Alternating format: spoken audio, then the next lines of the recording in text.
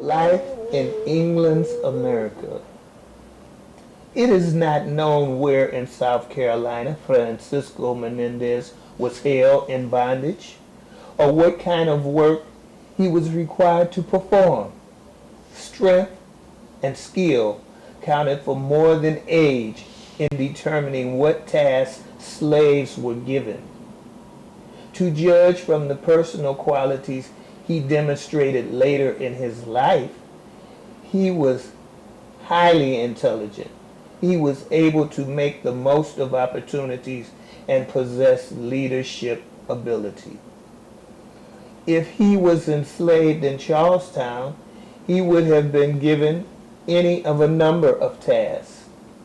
The possibilities include being a gentleman's servant or coachman, performing general household duties, working on the docks, or being hired out to a shopkeeper. He may have encountered merchants, Indians, fishermen, smugglers, and sailors who sailed in and out of this major seaport. Perhaps Francisco Menendez proved himself to be so capable at the task he was given that he was presented with opportunities to further develop his abilities. Whatever his tasks were, they probably did not require knowledge of the 3 R's, because slaveholders went to great lengths to prepare enslaved people from learning to read and write. Although Menendez knew how to read and write Arabic and was able to speak several African languages, before being enslaved, he may have well kept this knowledge a secret. Many slave owners believed that literacy made slaves less malleable and dependent, and that it empowered them to gain information to forge documents that could enable them to escape. If Francisco Menendez was enslaved in the Low Country, he would have had a sense of community, living among fellow Africans, including others from the Mandingo tribe. Menendez would have found people who had religious beliefs and cultural traditions that were similar to those he had known as a young child. Music and storytelling would have brought back fond memories. Since not all of the enslaved Africans spoke the same language, they developed a new way to communicate in what became known as the Gullah language, which blended the languages spoken by the Africans, the English, and the Indians. In the Low Country, Menendez may have trapped animals, hunted, or herded cattle. It is likely that he performed tasks related to rice cultivation, such as clearing fields, harvesting, hollowing out tree trunks to function as water pipes, building dikes for the rice fields, or digging ditches or canals. There were numerous creeks, rivers, and streams throughout the Low Country. Because of the difficulties of overland travel, it was these waterways that linked the area to the world beyond the South Carolina coast. Like many Africans who had lived along the water before being captured, Menendez may have experienced piloting boats, fishing in his homeland. Because these skills were highly valued by plantation owners, he may have had a chance to use this knowledge to transport people and goods or to work as a fisherman. Or Menendez may have relied on his ability to speak more than one language. Each year, thousands of deer skins and other pelts were exported from South Carolina to England. According to historian Peter H. Wood. While most of the hunting and trapping was done by Indians and the procurement and export managed by whites, enslaved Africans were active in most intermediate stages of the trade. They often served as interpreters during trade transactions and were among those who regularly rowed up the Savannah River and returned downstream with boatloads of skins. Such tasks may have given Francisco Menendez the mobility to learn of news beyond the plantation and to interact with the Yamasee Indians. Through one means or another, he had an opportunity to come in contact with the Yamasee and learn two life-changing pieces of information. Menendez discovered that they did not like the English and that the Spanish in Florida would grant freedom to enslaved Africans who would reach the town of St. Augustine. Native Americans had inhabited all of South Carolina prior to the arrival of the colonists. The tribes included the Kiowa, the Edisto, the Etowah, the Cusco, the Siwi, the Catawba, the Cherokee, the Creek, and the Yamasee. Losing much of their land too, and being enslaved by the newcomers created ongoing tension between the Indians and the English. So did the fact that colonists created rivalry among the native nations by providing firearms to some and not to others. To some extent, the Indians coexisted with the English. They conducted a lucrative trade in deer skins and fur pelts with the settlers, served as guides through the southern wilderness, and sometimes recaptured Africans who had escaped from bondage.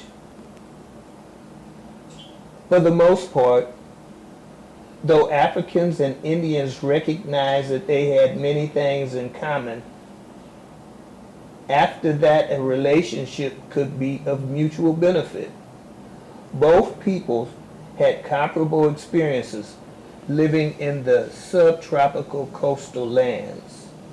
Both knew the survival skills of trapping, hunting, and foraging for edible medicinal plants. Both were keen observers of the natural world. Both had mastered many guerrilla fighting techniques. Far more Indians remained free than enslaved. Many lived in areas that bordered the rice plantations, and they often provided sanctuary or safe passage to enslaved Indians of Africans who escaped. Many had not had as much direct contact with the English as the Africans had. As a result, they welcomed Africans who had learned to speak and understand the English language and who had served as interpreters in dealings with the English. But perhaps the greatest thing they had in common was that Africans and Indians had both been subjugated by the English. Both had known freedom, and they yearned to experience it again. Through his interaction with the Yamasee, Francisco Menendez learned to speak their language. He also learned a lot of a decisive action they planned to take. They were going to wage war. The Yamasee intended to push the colonists out of their homeland.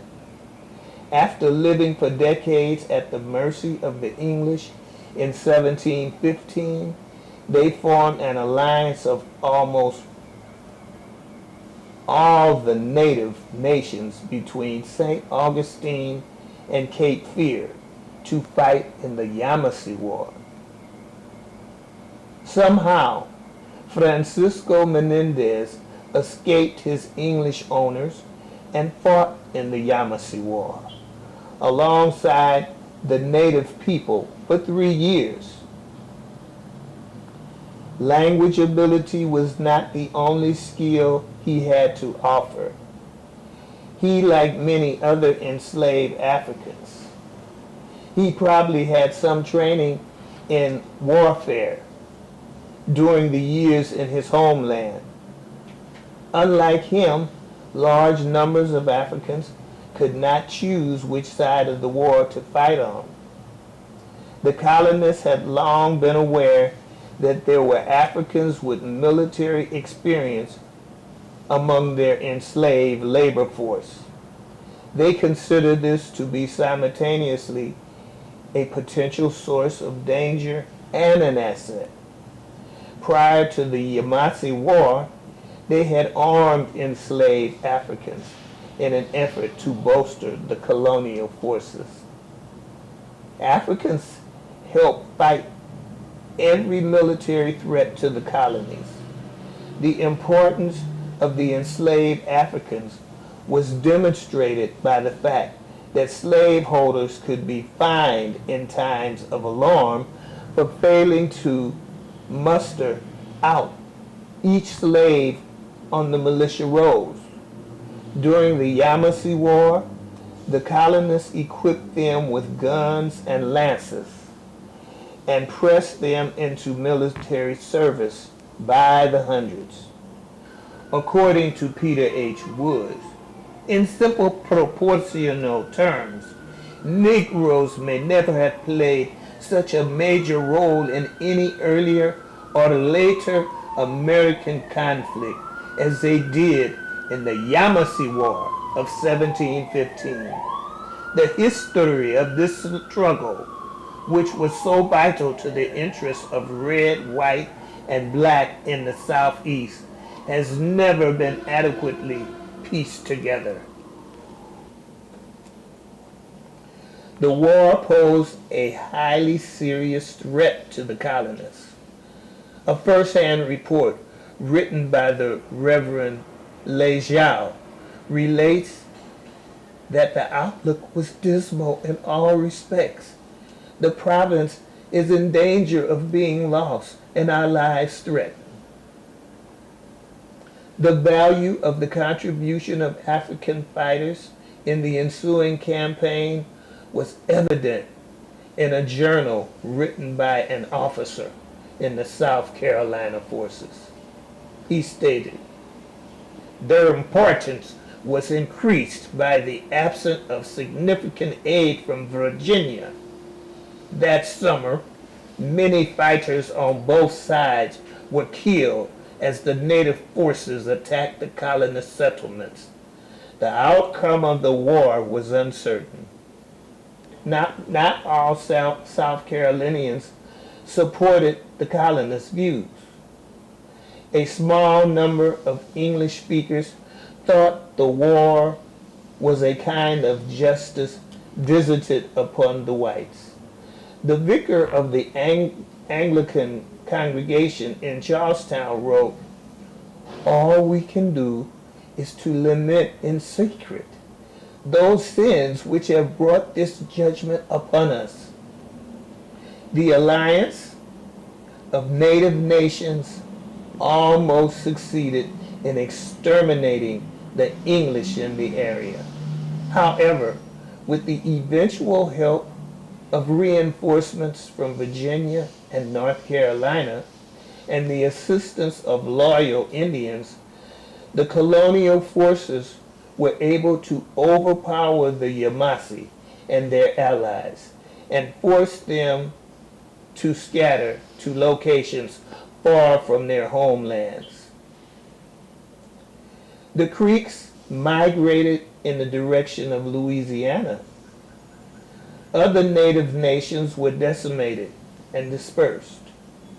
Some Edisto and Edawan whose livelihood depended on the deerskin trade with the English, remained in Charlestown area. After making their way through the almost 300 miles of swamps and dense forests, navigating alligator-infested rivers, withstanding Atlantic hurricanes, and eluded English slave catchers, the Yamasee and their African contingent, including Francisco Menendez, eventually reached Florida.